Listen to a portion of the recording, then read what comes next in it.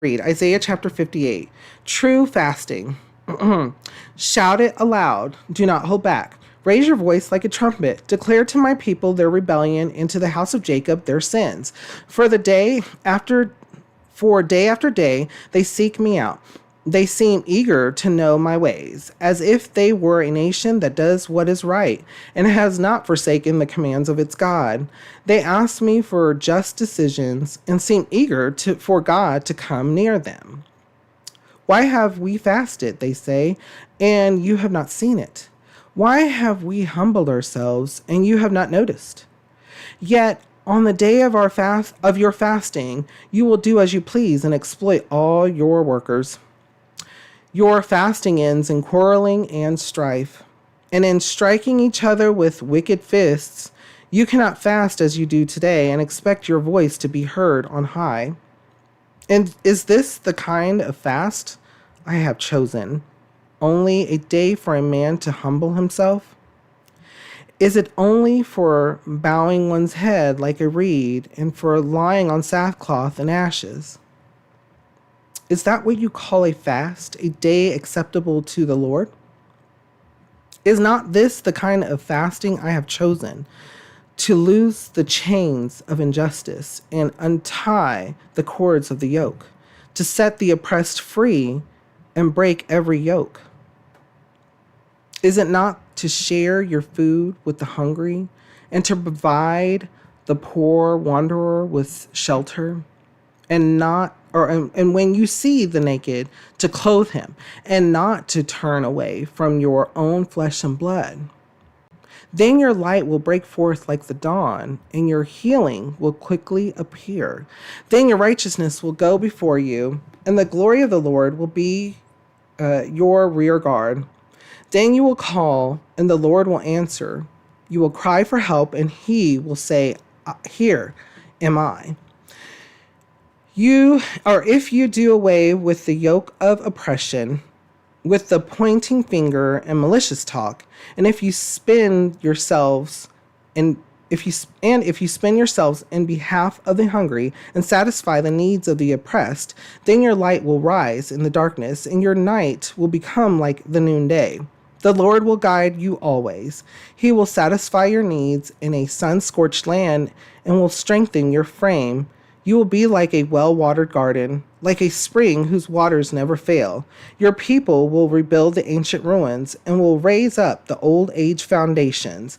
You will be called repairer of broken walls, restorer of streets with dwellings. If you keep your feet from breaking the Sabbath, and from doing as you please on my holy day, if you call the Sabbath a delight and the Lord's holy day honorable, and if you honor it by not going your own way and not doing as you please or speaking idle words, then you will find your joy in the Lord, and I will cause you to ride on the heights of the land and to feast on the inheritance of your father Jacob. The mouth of the Lord has spoken. So listen to what Isaiah is saying here. This is important. Your fasting ends in quarreling and strife and in striking each other with wicked fists. You cannot fast as you do today and expect your voice to be heard on high. Interesting. Very interesting. Here's Isaiah. And this isn't, again, nothing new under the sun. So even during this time, you had people, whether they believed in the Lord or not, because at this time there was some mixing going on. There was some people who believed in the Lord, and they were mixing other religions and then other practices.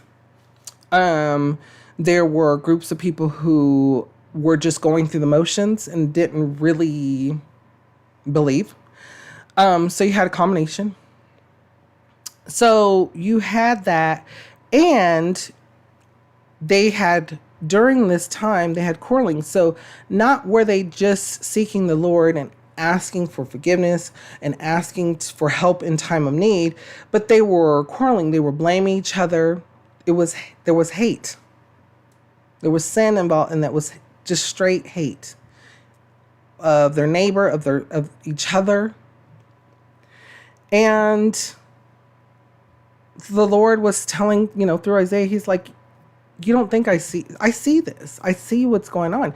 You're not coming to me in full praise and glory to the Lord. You're coming to me agitated, irritated, not really wanting to do this or doing this because, and then not following what it is, not loving each other, not loving the Lord. You're here mad and angry. Okay, I know that. I see that. Got you. But now you're quarreling. They're fighting. They're fighting, whether it's words or actual physicality in it. And Isaiah's like, was never the directions or the intentions. So once again, those feelings and everything else that you are having are overwhelming you. You're not seeking me. You're seeking whatever it is for yourself. And that's not going to help you. Bring past to present. Do things like this happen to this day? Yes, absolutely. There have been times in my life where I've seen groups in particular, just speaking from examples, including church groups, have split multiple times due to misunderstandings, due to communication issues, due to physical violence, even amongst people who were supposed to be reflections of the Lord. But even so, it shows, yes, man, we're not perfect. So what is our thought process? Where are we? Are we in our mind? Are we walking with the Lord? Are we coming, nagging, being whiny, being agitated, irritated, hateful, spiteful, greedy, conceited?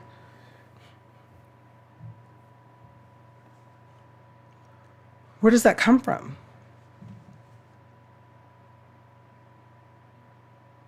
Now, the devil's out there. And he's like, we're going to mess with you. We're going to mess with them. We're going to mess with you today. We're going to put some of these thoughts in here, conspiracies, what have you. Because he wants to take that joy that you have in your walk with the Lord. He may utilize others. He may just put those thoughts in your mind. And so we have to draw near. Again, we have to draw near to the Lord. We have to take that moment. In particular, if you are amongst others, in particular, if you're not, no matter what your situation, take that moment, seek the Lord's guidance, give him praise. Of course, all the time, give him praise. Again, you may not have your answer immediately because we demand things. We may start something and be like, why demand the Lord say something right now?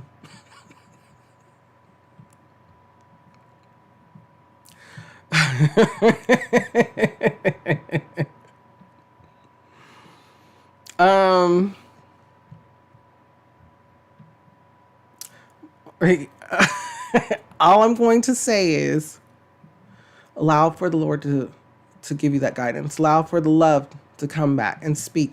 And if you're not in that, if you're agitated, whiny, in that, because, it happens. It happens. Even people who are in our walk, it happens. No one's perfect. No, not one person, not one. We'll learn about that too. I mean, we've learned somewhat about that, but we'll get more information in the New Testament about that too. But seek the Lord, praise him, bring him back into it and say, you know what? I need a moment.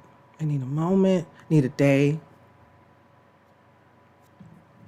Seek the Lord and his guidance. Seek the Lord's will. Let the Lord's will be done. And then take a moment, because sometimes these things happen for a reason. These things happen for a reason.